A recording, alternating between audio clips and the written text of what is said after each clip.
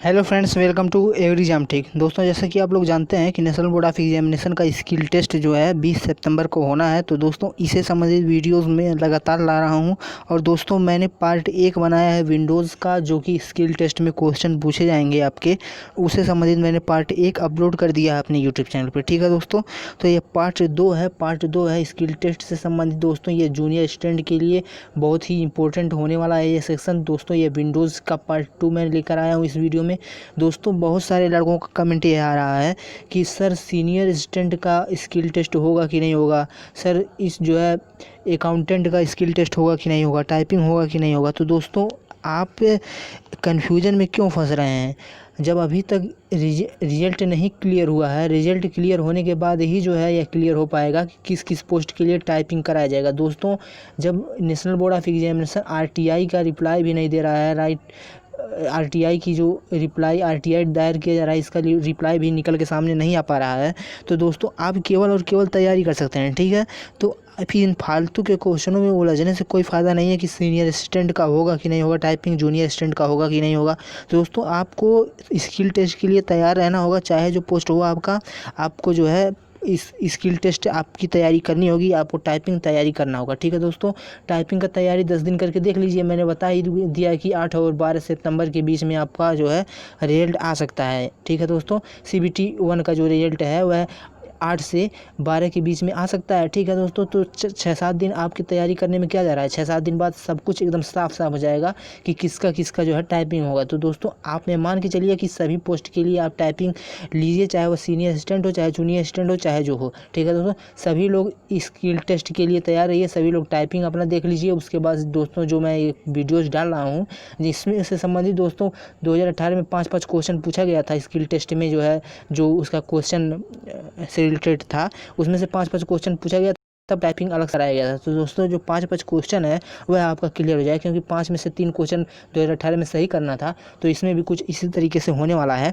ठीक है दोस्तों, तो सबसे पहले हम इन सभी चीज़ों को देख लेते हैं, तैयार कर लेते हैं। उसके बाद जो है कुछ दिनों के बाद ये सब क्लियर ही हो जाएगा कि किस पोस्ट के लिए स्किल टेस्ट में टाइपिंग होगा, किसके लिए जो है क्वेश्चन पूछा जाएगा। इन सभी चीज़ों के बारे में कुछ दिनों के बाद क्लियर हो जाएगा। ठीक है दोस्तों, तो आप जो है इंतज़ार करिए, या तो फिर लग जाइए अभी से। ठीक है दोस्तों, अभी से लग जाएंगे तो आपके लिए भला ही होगा। 2-3 घंटा निकालिए समय दिन में, टाइपिंग दीजिए, कुछ टाइपिंग में दीजिए। उसके बाद रोज़ाना मैं 10-15 मिनट का ये जो वीडियो बनाता हूँ इसको देख लीजिए, इसको रिवाइज कर लीजिए। ठीक है दोस्तों, इससे आपका जो है स्किल टेस्ट मजबूत हो जाएगा। ठीक, और अन्य जगह से जहाँ से भी आपको पढ़ना है वहाँ से पढ़िए। ठीक, तो ये चीज़ें करेंगे आपका स्किल टेस्ट निकल जाएगा। यदि आपके नंबर अच्छे खासे आ रहे हो तो आप जुड़ जाइए। ये मत देखिए सीनियर असिस्टेंट है मेरा जूनियर असिस्टेंट है, ऐसे फालतू के कमेंट करने से कोई फ़ायदा नहीं है। जब तक ये क्लियर नहीं हो जाता है तब तक कुछ भी साफ साफ कहा नहीं जा सकता है। ठीक है दोस्तों, आप सभी पोस्ट के लिए जो है लेकर चलिए। ठीक, तो चलिए शुरू करते हैं दोस्तों इस वीडियो शुरू करने से पहले दोस्तों, यदि आप हमारे चैनल पर नए हो तो चैनल को तुरंत सब्सक्राइब कर लीजिए दोस्तों। मात्र 1 सेकंड का लगेगा समय दोस्तों सब्सक्राइब करने में।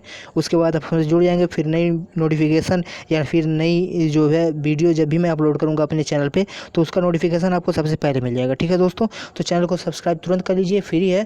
और चलिए दोस्तों शुरू करते हैं और जानते हैं दोस्तों। इस पहला क्वेश्चन है दोस्तों, इस वीडियो में मैंने जितने क्वेश्चन लिए हैं ये किसी न किसी एग्जाम में पूछे गए क्वेश्चन हैं। तो दोस्तों, इनको हल्के में मत लीजिए, ये विंडोज़ के ही क्वेश्चन है, चूँकि विंडोज़ आपके जूनियर असिस्टेंट वाले सिलेबस में डिस्कस किया गया था कि विंडोज़ के बारे में नॉलेज आपका रहना चाहिए। तो यहाँ से संबंधित क्वेश्चन मैं यहाँ पे डिस्कस कर रहा हूँ। ठीक है दोस्तों, तो आप इनको देख लीजिए। ठीक, तो दोस्तों पहला क्वेश्चन हमारा, आसानी से समझे जा सकने वाले इंस्ट्रक्शन को क्या कहते हैं। तो आसानी से जो समझे जाने वाला इंस्ट्रक्शन होता है उसको यूज़र फ्रेंडली कहते हैं। दूसरा है, यदि आप विंडोज़ 98 को विंडोज़ एक्सपी का मतलब होता है एक्सपीरियंस, मैंने कल के एक्सटेंशन में बताया था, एक्सपी में बदला जाए तो आप इसको क्या कहेंगे, अपग्रेड कहेंगे। अपग्रेड आप जानते हैं, या विंडोज़ 98 में बना था तो उसे विंडोज़ एक्सपी में बदलने के लिए उसको अपग्रेड करना कहेंगे। उसके बाद विंडोज़ यमी में, यमी का मतलब मैंने कल ही बताया था कि ये इंपॉर्टेंट है, यमी का मतलब जो है मिलियनियम होगा। ठीक है दोस्तों, आगे बढ़ते हैं। उसके बाद यह है हायरार्किकल स्ट्रक्चर बनाते हुए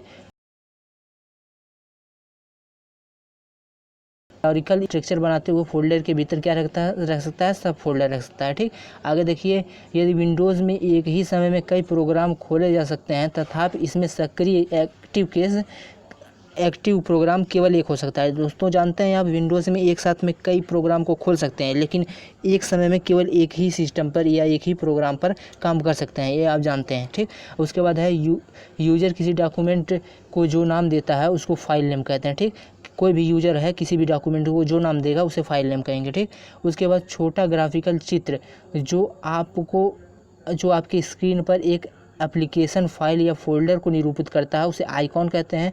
छोटा ग्राफिक्स चित्र, ठीक है दोस्तों, ग्राफिकल चित्र जो छोटा सा होता है जो आपकी स्क्रीन पे एप्लीकेशन या फोल्डर को सूचित करता है उसी को आइकन कहते हैं। ठीक, आइकन। उसके बाद अगला क्वेश्चन है दोस्तों हमारा कि कंप्यूटर मेमोरी में फाइल को स्टोर कर ऑर्गेनाइज किया जाता है। तो दोस्तों जो कंप्यूटर मेमोरी में फाइल्स को स्टोर किया जाता है वह फोल्डर्स में जो है स्टोर करके ऑर्गेनाइज किया जाता है। ठीक है दोस्तों, अगला क्वेश्चन है हमारा किसी सेव किए गए डॉक्यूमेंट को क्या कहते हैं। तो आप ये जानते हैं किसी सेव किए गए डॉक्यूमेंट को फाइल कहते हैं। कोई भी डॉक्यूमेंट होता है उसको सेव कर लीजिए तो ही फाइल है। ठीक, उसके बाद अगला क्वेश्चन है दोस्तों किसमें फाइल नेम और संभवतः डायरेक्टरी या फोल्डर होता है।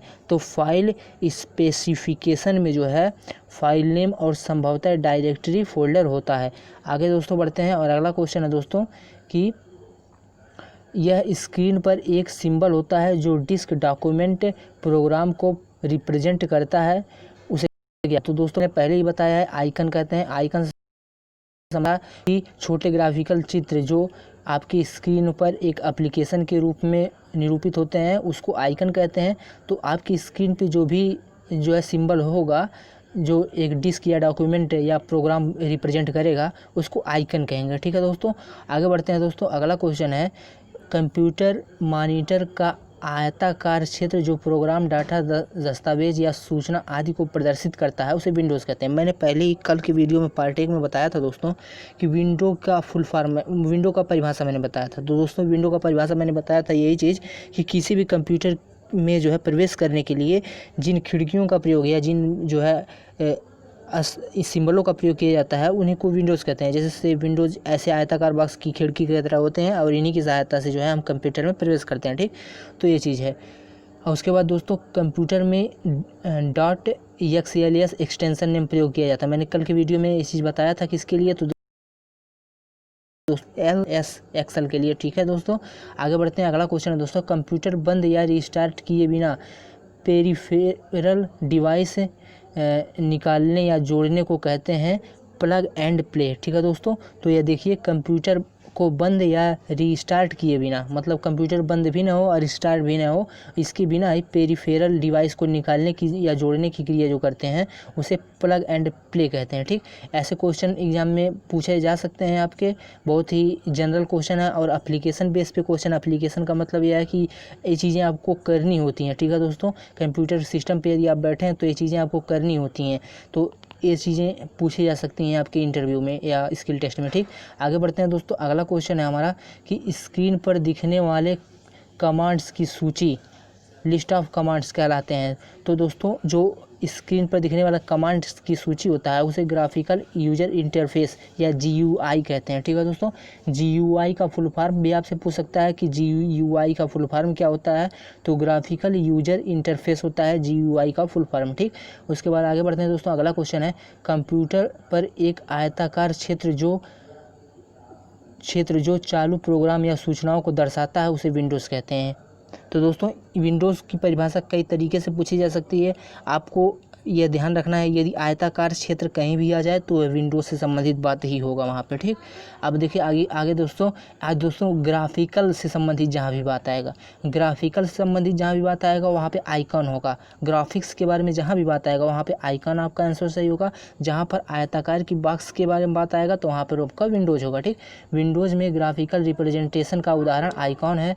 उसके बाद इस आइकन को डिलीट कर देने पर भी मूल एप्लीकेशन फोल्डर या फाइल मेमोरी में बना रहता है तो इसे शॉर्टकट आइकन कहते हैं। मतलब शॉर्टकट आइकन में जो है डिलीट कर देने पर भी मूल एप्लीकेशन फोल्डर या फाइल मेमोरी में बना रहता है। ठीक, आगे देखते हैं दोस्तों। अगला क्वेश्चन हमारा फाइल नेम एक्सटेंशन का प्रयोग करते हैं तो फाइल टाइप आइडेंटिफिकेशन करने के लिए। कहने का अर्थ यह है कि जो एक्सटेंशन नेम होता है इसके द्वारा हम किसी भी फाइल को आइडेंटिफाई कर लेते हैं कि यह किससे संबंधित फाइल है। ठीक है दोस्तों, EDU लगा है तो हम जान जाएंगे एजुकेशन से संबंधित है, XLES लगा है तो आप जान जाएंगे एक्सेल से संबंधित है, इस प्रकार से। ठीक है दोस्तों, आगे बढ़ते हैं। अगला क्वेश्चन है दोस्तों हमारा इस वीडियो का कि इस फाइल फॉर्मेट का उपयोग डाटा कंप्रेशन और आर्काइविंग के लिए किया जाता है। तो जो .gip होता है, ये एक्सटेंशन नेम जो है .gip, इसका प्रयोग जो है डाटा कंप्रेशन और आर्काइविंग के लिए किया जाता है। ठीक, अगला क्वेश्चन है दोस्तों हमारा इस वीडियो का कि वह डाटा फाइल जिसे कंप्यूटर द्वारा परिवर्तित या कंप्रेस या मैनिपुलेट नहीं किया जा सकता है। रॉ फाइल, मतलब जो रॉ फाइल होता है उसको हम जो है कंप्रेस या मैनिपुलेट नहीं कर सकते हैं। ठीक है दोस्तों, कंप्यूटर द्वारा जो है इसे मैनिपुलेट या कंप्रेस नहीं कर सकते हैं, किसको, रॉ फाइल को। ठीक, और आगे बढ़ते हैं दोस्तों। अगला क्वेश्चन हमारा इस वीडियो का कि किसी खुले हुए विंडो को आइकन में छोटा कर देना कहलाता है मिनिमाइज। तो आप जानते हैं इसके बारे में, मिनिमाइज मैक्सिमाइज होता है। तो किसी आइकन को यदि छोटा कर रहे हैं तो मिनिमाइज, इसमें कुछ भी लॉजिक की बात नहीं है, नाम में ही है मिनिमाइज मैक्सिमाइज। तो दोस्तों अगला क्वेश्चन हमारा, किसी डॉक्यूमेंट में पेज में ऊपर या नीचे जाने को क्या कहते हैं, स्क्रॉल। आप जानते ही हैं ऐसे बगल में बना होता है किसी भी कंप्यूटर के, तो यहाँ पे स्क्रॉलिंग का मतलब होता है कि या तो आप नीचे जाइए या तो ऊपर जाइए। ठीक, डॉक्यूमेंट में ऊपर या नीचे जाने के लिए हम स्क्रॉलिंग कहते हैं, आसान सा है। विंडोज़ मैक्सिमाइज करने का अर्थ है, तो ये भी आप जान रहे हैं, मिनिमाइज मतलब छोटा करना, विंडो को इतना एक्सपेंड करना कि वह डेस्कटॉप में फिट हो जाए, तो इसको मैक्सिमाइज कहते हैं। ठीक है दोस्तों, विंडो को मैक्सिमाइज करने का मतलब यह है कि इतना उसे बड़ा कर दिया जाए कि वह डेस्कटॉप की जो आकृति होती है उसमें वो फिट बैठ जाए। ठीक, अगला क्वेश्चन है दोस्तों हमारा कि कंप्यूटर सिस्टम की वह विशेषता जिससे स्क्रीन पर किसी बड़े डॉक्यूमेंट के किसी भाग को देखा जा सकता है उसे स्क्रॉल कहते हैं। आप जानते हैं स्क्रॉलिंग का मतलब होता है ऊपर नीचे करना। ठीक है दोस्तों, तो यदि बड़ा सा डॉक्यूमेंट है तो इसको देखने के लिए हम स्क्रॉलिंग का प्रयोग करेंगे, क्योंकि सिस्टम में तो इतना ही पोर्शन दिखाई देगा, हमको पूरा देखना है तो हम इसको स्क्रॉल करके नीचे ले आएंगे तो हमको ये पूरा दिखाई देगा। ठीक, तो यही चीज़ है। और सारे स्क्रीन पर विंडो को डिस्प्ले करने वाले बटन को मैक्सिमाइज कहते हैं। ठीक है दोस्तों, यहाँ पे आसानी से लिखा हुआ है कि सारे स्क्रीन पर विंडोज़ को डिस्प्ले करने वाले बटन को डिस्प्ले करने, जैसे विंडोज़ को इतना बड़ा कर दिया जाए कि वह जो है डेस्कटॉप पे फिट बैठ जाए, तो उसी को मैक्सिमाइज करना कहते हैं। तो दोस्तों विंडोज़ को डिस्प्ले करने के लिए करने वाले बटन को मैक्सिमाइज कहते हैं। ठीक, मतलब उस पर इतना आकार में कर दिया जाए विंडोज़ को कि वह आसानी से जो है डेस्कटॉप पे बैठ जाए, तो उसी को मैक्सिमाइज कहते हैं।